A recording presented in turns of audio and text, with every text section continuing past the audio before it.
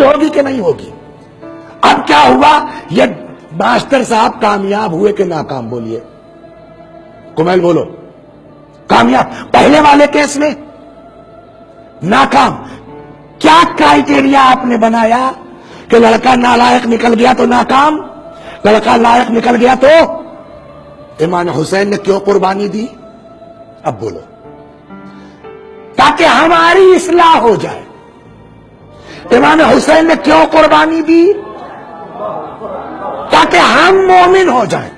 امام حسین نے کیوں قربانی دی؟ تاکہ ہم اللہ والے ہو جائیں۔ جناب زینب جیسی شخصیت جو علی کے لیے زینت کا سبب ہو، وہ بازاروں میں بے پردہ پھرائی جا رہی ہے۔ کیوں؟ مقصد کیا ہے؟ تاکہ ہم دیدار ہو جائیں۔ اب بتائیے زینب کامیاب ہے کہ ناکام؟ اب بتائیے معاذ اللہ امام حسین سلام اللہ علیہ کامیاب ہے کہ ناکام؟ کہ اگر ہم مومن ہیں، متقی ہیں، پرہیزگار ہیں، اللہ والے ہیں، نماز ایک وقت کی قضا نہیں ہوتی، بہشت سے حسین آواز دیں گے۔ جس دن کے لیے میں نے جوان کے سینے سے برچھی نکالی تھی، آج میں کامیاب ہوں الحمدللہ۔ لیکن اس کے برخلاف شراب ہمارے یہاں ہے، کباب ہمارے یہاں ہے، بے دینی ہمارے یہاں ہے، ہماری عورتیں مال میں جاتی ہیں، ہماری عورتیں بے پردہ گھومتی ہیں۔